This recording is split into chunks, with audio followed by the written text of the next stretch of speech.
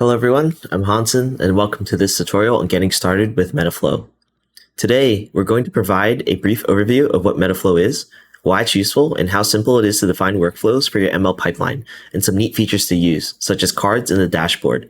Following that are demos on the Metaflow sandbox where I'll be going over examples, and also a full guide on how to deploy Metaflow onto AWS using CloudFormation. Let's get started. At its core, Metaflow enables you to build and manage workflows in a seamless and integrated manner, all in Python or R. It was developed by Netflix to streamline and scale their data science processes so data scientists could focus more on analyzing data and less on managing infrastructure and tooling. One of the main benefits of Metaflow is that it provides a high-level API for defining and executing workflows, making it easier to manage complex workflows. This means you can quickly create and run code that defines your workflow without having to worry about the underlying infrastructure. With Metaflow, your team will be able to run all their jobs with confidence that all their pipelines will run in order no matter how many jobs are in the pool. Metaflow will handle the parallelization and orchestration of other jobs and multiple steps so you don't have to worry. Another important feature of Metaflow is its automatic version control. This means you can easily track changes to your models, test them, and deploy them with confidence. You'll be able to compare results between different results since everything is automatically version controlled, allowing for convenient reproducibility and debugging. So why Metaflow? In the past, data scientists and ML engineers had to rely on a medley of point solutions and custom systems to build ML and data science applications. Applications can definitely be built more robustly if there is some common and human-friendly connection, but what should it cover? Well, for starters, data scientists and ML engineers require data. Data may come in different shapes and sizes and may be loaded from various data stores. However, no matter what data is used, accessing and processing it shouldn't be too cumbersome. Some applications also require a tremendous amount of compute power, like computer vision, while some require less. Regardless of the scale, all applications need to perform computation reliably. Thanks to cloud computing, data scientists and ML engineers should be able to utilize elastic compute resources without friction. Over time, these applications and pipelines will evolve to do more, so now there's a need for a workflow orchestrator as well. Over time, these pipelines will probably also require versioning in the near future. All these applications ultimately then need to provide some business value in the end, so each solution will be deployed differently. It makes sense that scientists and engineers alike should be able to use a tool that allows them to augment their capabilities. They should have access to the best tools out there, while also being able to use the platform that allows them to get more out of their workflow. This is why Metaflow exists. Metaflow provides all of this without sacrificing the tools we appreciate in our workflows today.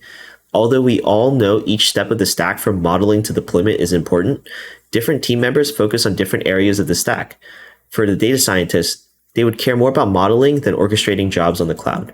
With Metaflow, the management of all these sources that the data scientist doesn't want to manage is handled for them, allowing them to focus more on what matters to them. Defining a workflow in Metaflow is also insanely easy. As shown here, simply create a class with whatever name you'd like for the workflow name, pass in flow spec, and define the steps to the entire pipeline. You'll be able to define steps to run in parallel and even pin dependencies and environments to the workflow, allowing the workflow to be shared with team members for reproducible results. Running the workflow is easily done by following the usual convention of launching a Python script, followed by the run argument at the end. Metaflow also provides an easy way to share easy to digest insight to workflows called cards. The idea here is to share cards of information to others, whether it's being expressed as inside a Jupyter notebook via Slack or email. Users can create these cards and have them be generated in their workflow. These cards are versioned and organized into each run and can be viewed from the dashboard, but more on that in the next slide. The most appealing aspect about cards is the ability to easily import them into your notebooks. No more huge chunks of code to draw graphs. Jupyter notebooks can now be more focused on the meat of the project, with all of the extra code to draw charts removed from the notebook. Users are also able to create their own cards or select from templates. As I briefly mentioned earlier, the Metaflow dashboard is also an amazing UI to view all your runs. With the dashboard, you'll be able to monitor the status and performance of each of the workflows. Tap into any workflow to view the different versions that have been tracked and obtain logs and input and outputs for each step. Best of all, users are able to modify the dashboard to add different tools and views to the dashboard, making it highly customizable. Now for an overview of our demos today. In our first demo, I'll be showing you some basic Metaflow 101 in Metaflow Sandbox. For those who don't want to go through setting up the infrastructure, Metaflow provides a sandbox that includes a web session to VS Code and the Metaflow dashboard for users to try. This is a great start for people who want to take Metaflow for a spin. We'll go through how to define a workflow, execute branches in parallel, tracking variables, and also scaling out to the cloud. For our next demo, I'll be showing you how to deploy Metaflow to AWS via CloudFormation. Metaflow does provide multiple documented ways of deploying the Metaflow stack, but the most automatically managed solution is using Metaflow is by deploying their CloudFormation stack. We'll get the dashboard set up in this demo and configure our local machine to send jobs to this deployed stack. Do note the prereqs before starting this demo. For more information on these prereqs, refer to the blog post below to configure AWS and relevant permissions, and install Conda and Python 3. One thing to note is the optional requirement of owning a domain. Since Metaflow uses AWS Cognito in their CloudFormation stack, a domain and SSL certificate is required to access the dashboard. I'll also be walking you through how to set this up as well. Anyway, let's get on with the live demos. Hello everyone, welcome to the demos. Today, the first demo, we're going to start off with just getting started with running a couple examples of what it's like to be on the Metaflow platform. So like I mentioned before in the presentation, you're able to run Metaflow without getting the infrastructure set up. There's something already available via Sandbox through Outer Bounds that will allow you to play around with the dashboard and run some very basic Metaflow examples. So pretty much here, you can access the Sandbox by clicking on the links mentioned in the blog post below, or simply going to outerbounds.com and then clicking Try Metaflow for free. From here, you can just click Sign Up for a Sandbox, and you'll be greeted with this nice little wizard asking you to sign up for the Metaflow stack for free, and you can either sign in with Google or sign in with GitHub. Once you're signed in, you're either going to be greeted with a screen that says it'll be preparing your sandbox, or if you're a returning person like me, it'll just say welcome back, and you can open up your sandbox. So let's go ahead and click Open My Sandbox. Now I'm going to go over some basic examples that they have in the Metaflow sandbox here. This is just to give you a basic understanding of defining a workflow, as well as learning how to create one, how to transfer input and outputs between each and every step. I'm not going to go over in depth each and every single one of the examples. This is really just to give you a good 101 and a good feel of how Metaflow works. As mentioned before in the demo slides, you'll notice that this is the same example that's used in the slides here. All you have to do to define a flow is to basically make a class with the name of the actual workflow that you want it to be called. You pass in the FlowSpec class from the import here, and you can then start defining each and every single step inside this class. And notice that each and every single function has the step decorator. There's additional decorators that you can use, such as @conda or @conda_base, and you are able to actually, with conda base, declare a set base environment for the entire workflow. Or if you want to do @conda, you can actually define dependencies for each and every single step individually. But you'll notice that in each and every single step, there's two components, right? So you have the step decorator, and the next step is to call what are the next series of steps that you're going to take. So for this one, for start, the next step that it's going to take is going to eat, right? So if I run this flow, and for here, the command is, again, very similar to just running a regular Python script. So the path to your Python script, the run argument, and it's going to check to see if the graph is okay. And you'll notice that in the logging information here, you'll notice that this is logged as ID1 for the first run of this flow. It will show you what ID it is for each and every single step, right? So for eat here, this is number 3. And you can actually access this path in the Metaflow dashboard to access if you had any cards, any variables, any inputs and outputs for each and every specific step. And what's nice about the sandbox as well is that you can access the UI here. So they actually set up the dashboard for you so that you don't have to go through the entire domain setup or configuring all this, the entire end-to-end stack for Metaflow. So let's go and click on this as well to just check it out. So a couple things about Metaflow. is that this is what you start off with. Let's go to home here. This is what you start off with the default dashboard. As I mentioned before, you can actually customize the dashboard to whatever your liking is, and you can actually do it per run, per project. There's instructions and documentation in the additional resources below. But to start off with this, you already have a good amount of information for each and every single run. So as I continue to run more stuff, so I'll run another one just to show you for the dashboard, but you'll start to see that in the runs list, you have a table that accumulates all these runs over time, and you're actually going to be able to see what are running, what has failed, what has completed. And you can go into each run and access how much time it took for each and every single function, as well as access the tasks inside, the standard out and standard error logs.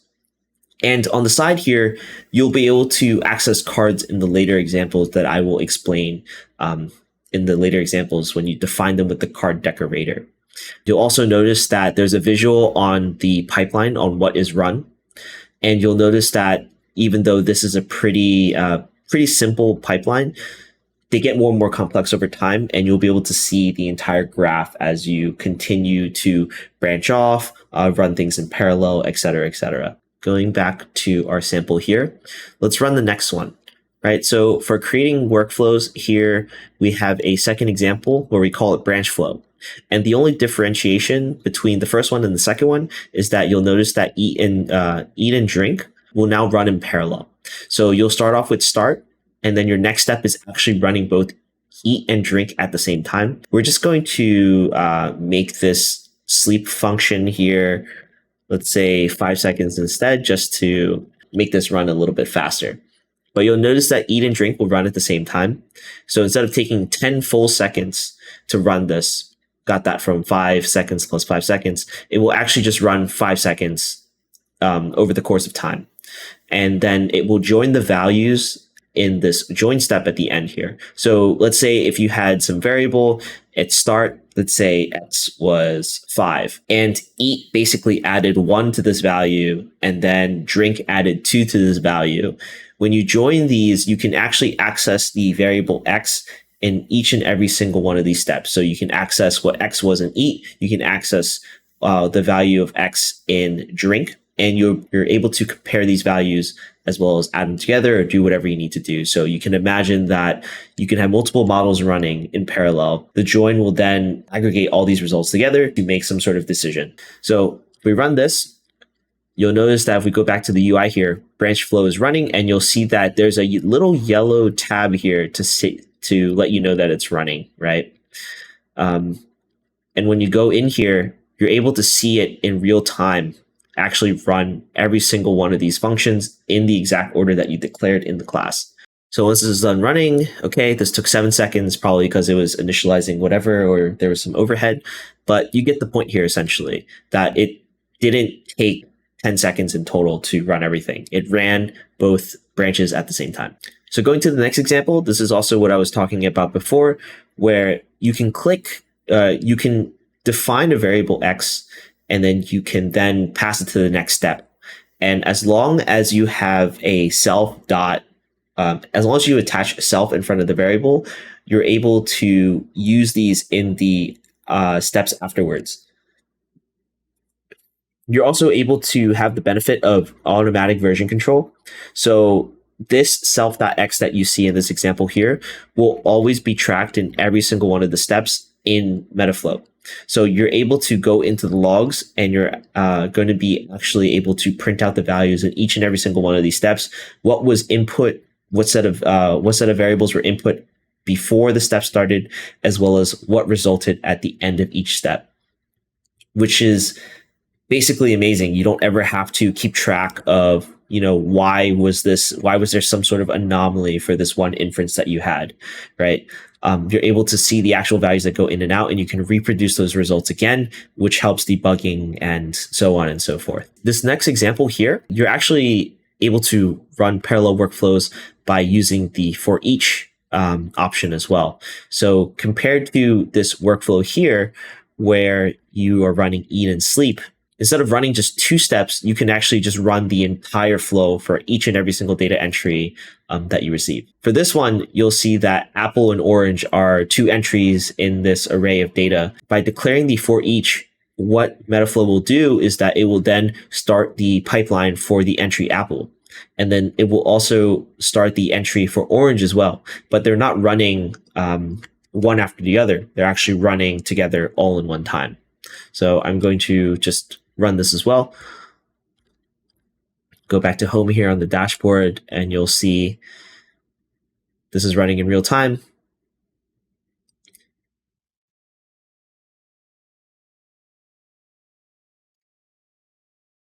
So you see that the 2 processes actually started off, one for each entry right here.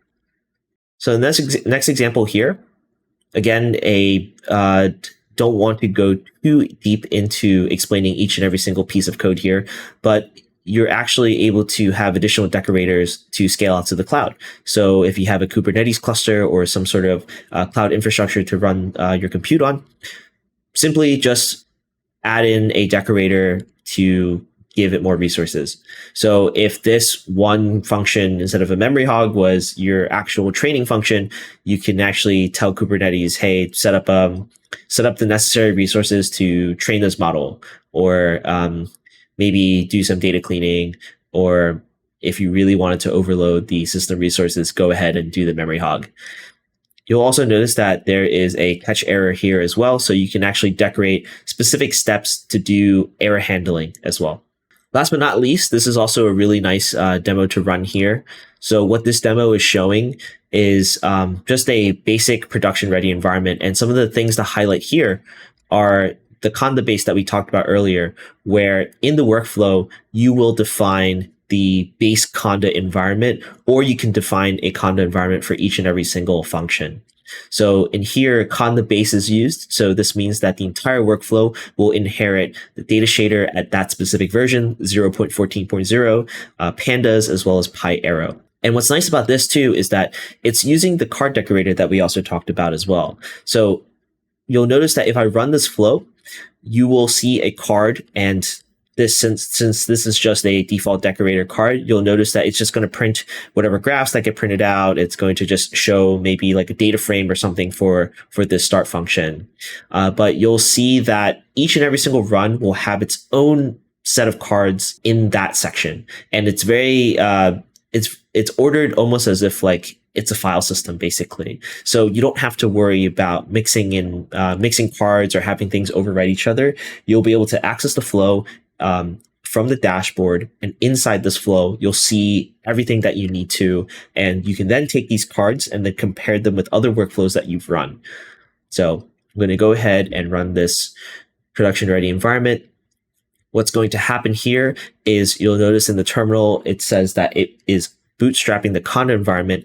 This does take several minutes because what it's going to do is it's going to check to see if the environment is exactly the one that you have described in the in your VS Code or in your Python file. Once it sets it up, the next time you run it, it'll be significantly quicker because it'll just check to see if the virtual environment already exists. And if it does, it's just going to go ahead and run it. So this environment management also happens as well on AWS. It will automatically just check, do you have these environments? Do you have these dependencies? And it will go ahead and run. Another cool thing that Metaflow does too is that it also supports Mamba. So if you feel as if the conda environment is taking a little bit more time than you wanted to, you can actually swap out conda from Mamba, and Mamba being the C++ version of conda, it will be a little bit faster than the default right now. So I'm going to pause the video and then basically come back once this run is done.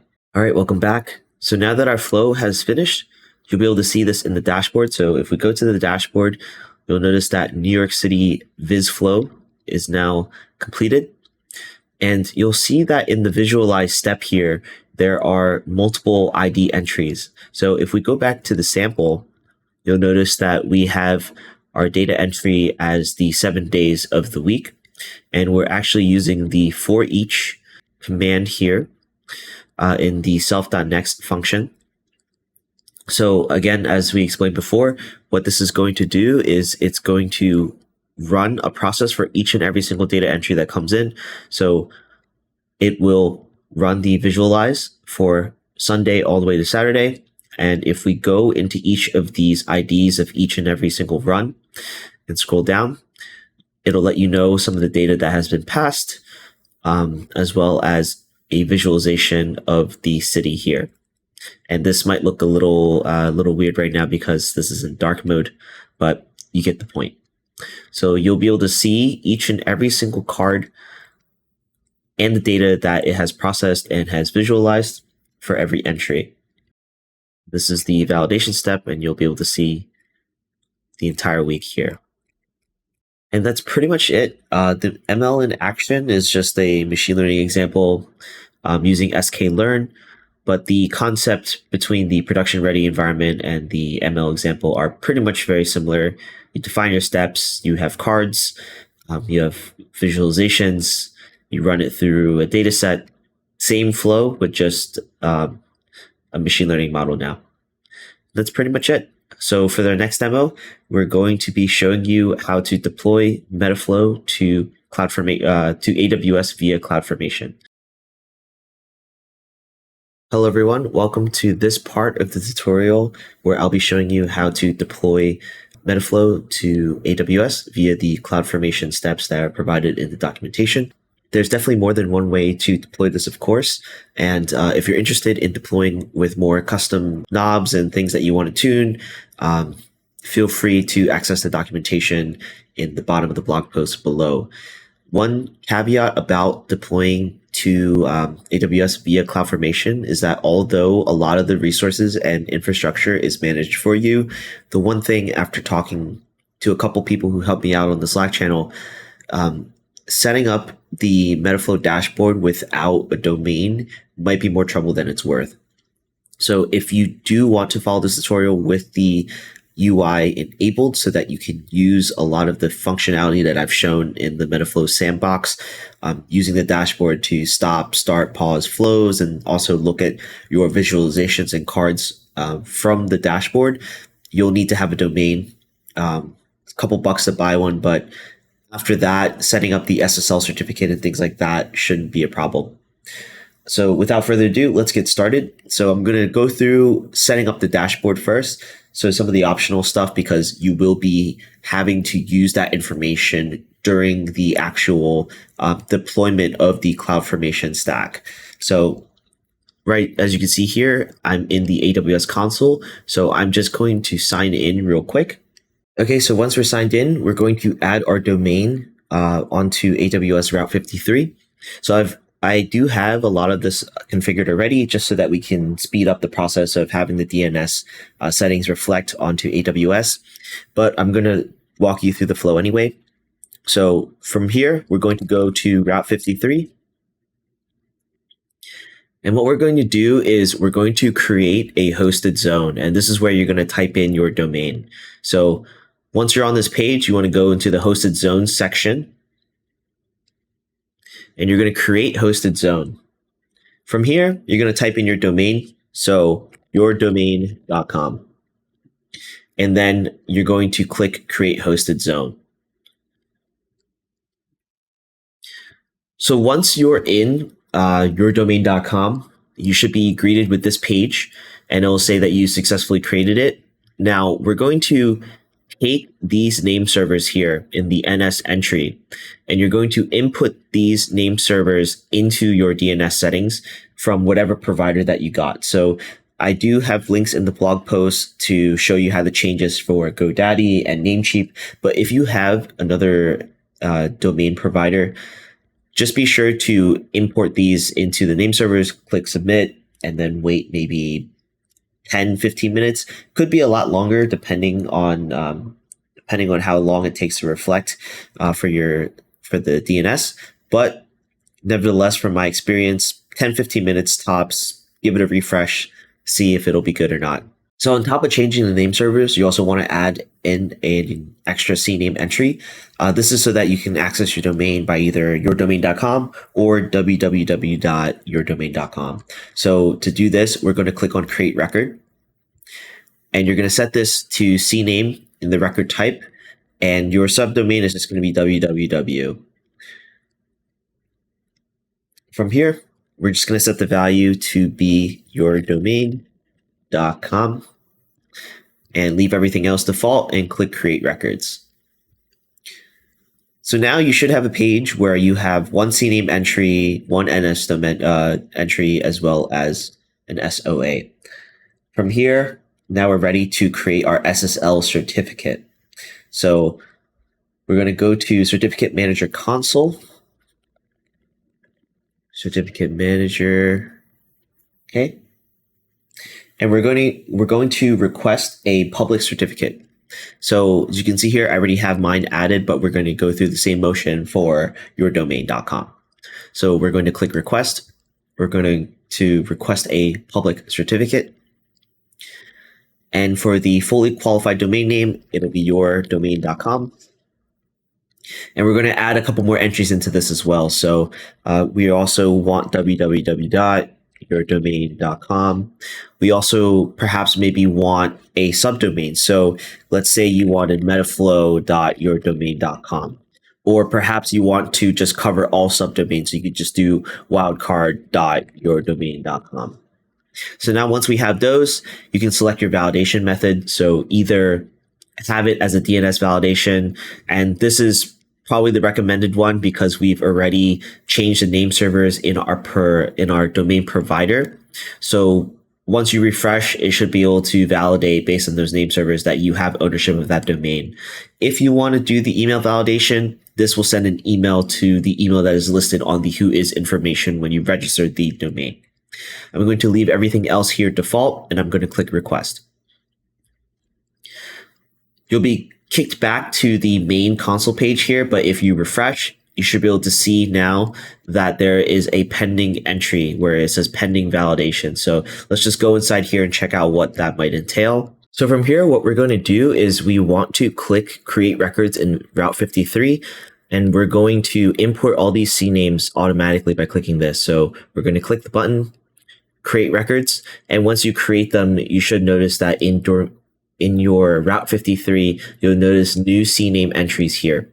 So once the name servers reflect, you should be able to refresh this page. And if you go back to into the console, you should see here, instead of saying pending validation, it'll say issued. So I'm going to be using my domain from this moment onwards. When we go into Hansen.coffee, you'll see that all these entries will now have a success, and you will now have an ARN URL that you will be using for the CloudFormation deployment. So let's exit all of this out, and we'll go to the next part where we can finally deploy the Metaflow stack. So to do this, I'll open up a new tab. I will just go to the AWS console again. And now what I want to do is I want to search for CloudFormation. And what I also want to do now too is access the YAML that Metaflow has provided for us. So this link is also in the blog post below. But if you just want to Google it quickly, instead of finding the link, you can just Google for Metaflow, CloudFormation, YAML, GitHub. Should be the first one here where you have the Metaflow CFN template YAML. So you're going to save this file somewhere on your desktop or somewhere on your computer, and we're going to be accessing this via CloudFormation by uploading the YAML over to this portal here. So once you're on this CloudFormation page, you want to click on Create Stack, and you want to do it with new resources. So from here, you want to say the template is ready, and you want to upload a template file and choose your file. So I'm going to select the Metaflow template, and you'll notice for next time, if you want to deploy this again, you do have an S3 bucket where all these YAMLs are stored. So this link is the direct S3 URL to access this YAML again in the event that you want to create another stack. So once that's done, you want to click next, name your stack name. So this could be test demo, Metaflow demo, whatever it may be. So here are the things that you want to now start punching in. So we're going to leave everything else default here. And this is where you want to fill in that certificate ARN that you just received. So going back to The certificate manager, you want to just click this nice copy button here, and you want to paste this into certificate ARN. Now, the next option that we have here is compute environment instance types. So these are all the different types that Metaflow has permission to open in terms of EC2 instance. So for us, since we're just running some samples, I'm just going to change this to A1 XLAR. Leave everything else default. Another thing that you might want to be, one thing you might be interested in playing around with is the enable SageMaker. So you can either set this to true or false, depending on not if you want to have Jupyter notebooks. Next, you want to enable the UI to true because we already have the certificate ARN. We want the UI and we have a domain verified, so why not? So for public domain name, of course, this would be yourdomain.com. Or you can set this to the subdomain that you want. So let's do ui.yourdomain.com. So for our example, it'll be ui.hansen.coffee for me. I'm going to leave everything else the same. You can change the SageMaker instance if you would like, but nevertheless, there's only maybe 3 options that I've changed here for our demo. So next, we're going to click the next button, and we're going to leave everything else the same. You can change your stack failure options where if not the entire stack is deployed, then it will then start rolling back and deleting resources. What I like to do is just leave it as is for the sake of the demo. So we're going to click next. And now you're going to go over everything that you've set here. So I'm going to scroll down, everything's good. And I want to acknowledge that I want to deploy the stack, and you'll click submit. So I already have this deployed, so I'm not going to do that. But when you go back to stacks, you'll start seeing the stack in progress while it's creating resources. And in the status here, it's going to say create pending or something that just signifies that it's pending the creation of the stack. And once it's done, you'll then have this create complete here. And what you'll want to do is you'll want to open up the stack, and you want to see all the resources that you've created. So for those that have set the UI to true, we also want to create the AWS Cognito account. As discussed before, the CloudFormation stack requires that in order to access the UI, you do need an SSL cert, which we set up through the certificate manager. And we've also ported our domain over to Route 53. So now we just want to make an account for us to log in once we go to that domain. So let's go to our AWS console again. And this time I'm going to search for Cognito.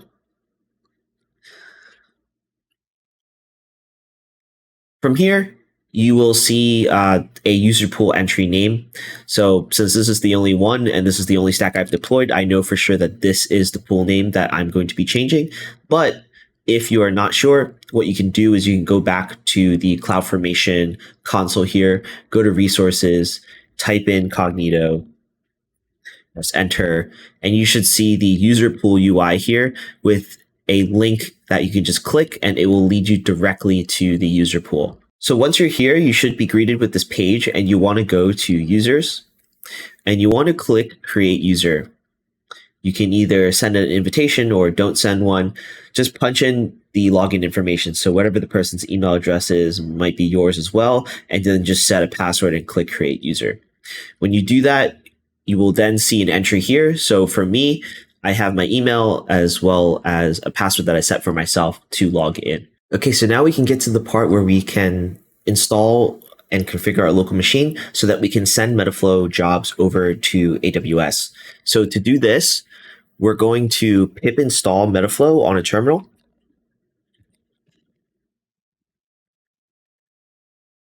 And from here, we're going to do Metaflow configure AWS. You'll notice that a wizard has started an interactive terminal.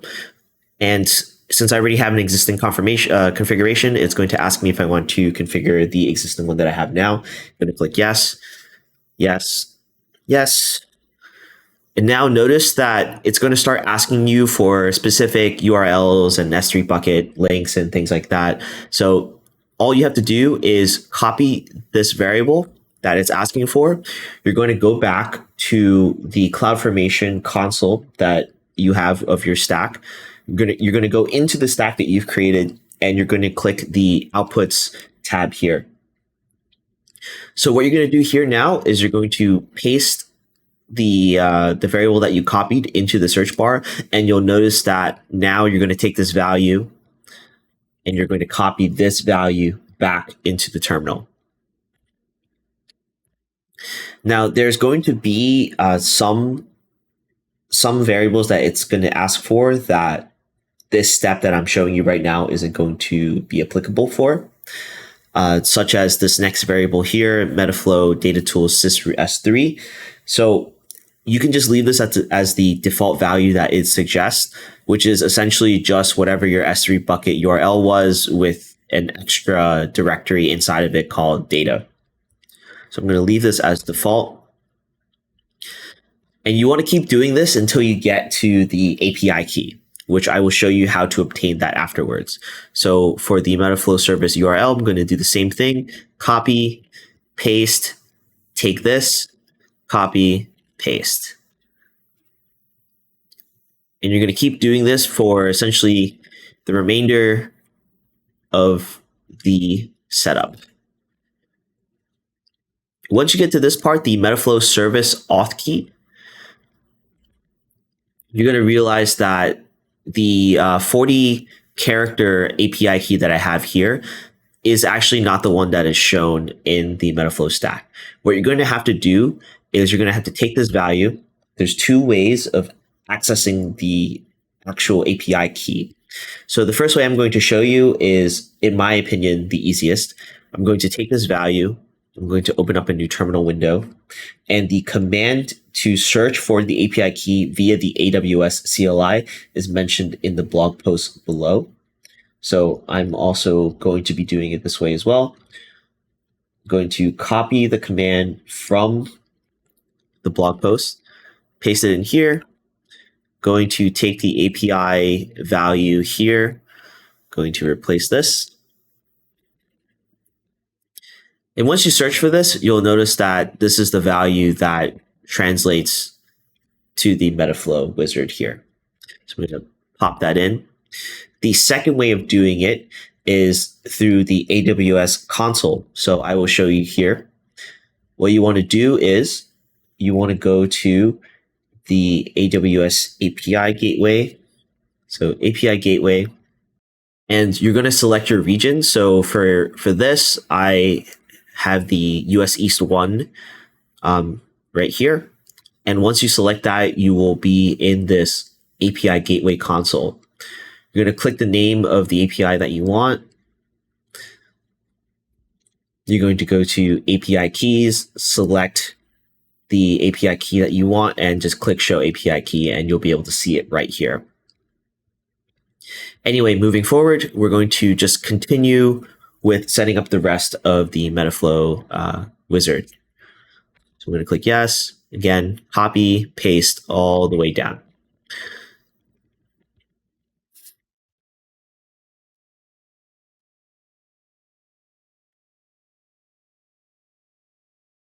You're going to see now that some of the optional values, again, like I said before, aren't going to be inside the CloudFormation outputs tab. So for this, something like Docker, if you already have your Docker image hosted on Docker Hub, you can just leave this as the default value. So I'm going to leave this blank, and it's going to use hub.docker.com. So I'm going to continue. For the batch container image, I'm going to do the same, just leave it as default.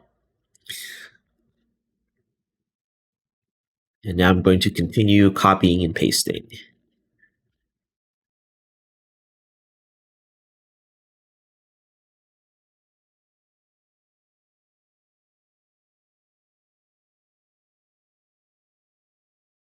Once that's done, it will be configured and stored in a config.json.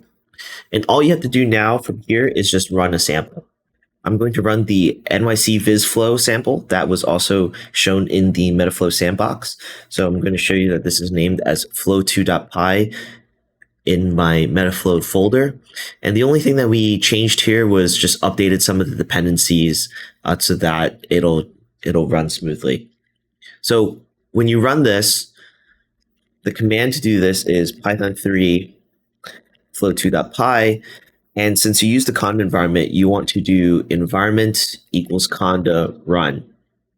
Now, if you don't have conda forge added as a channel for this specific example, it'll notify you when you try to run this. So what we want to do here is if you don't want to add that channel in permanently, you can actually just add the conda channels system variable in front.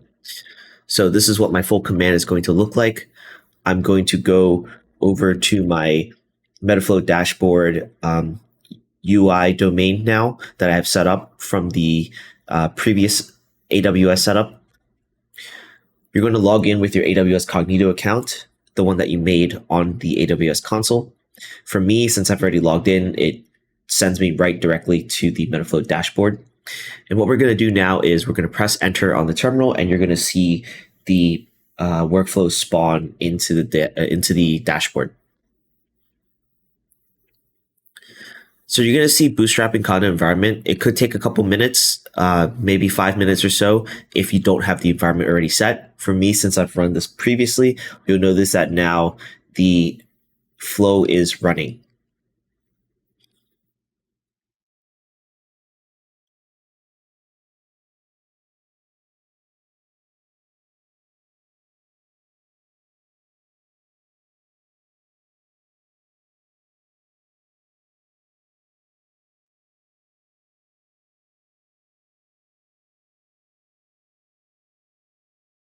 All right, and as the process is running, you'll notice that you can access all your cards based on whatever was finished. So now that we have start finished, you'll be able to see the data frames that have been passed in.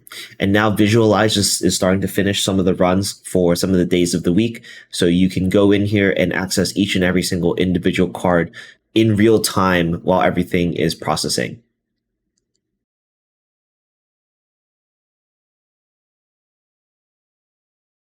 Right, there we go. Just had a little internet hiccup here. But once I refresh the dashboard, you should be able to see all the cards for each one that has been completed. And that essentially concludes the Metaflow demo. If you need any additional help, please feel free to reach out in the Slack channel that is also linked in the bottom of the additional resources on the bottom of this blog post. They are pretty responsive, and they were able to help me out to get this demo set up. So shout out to them.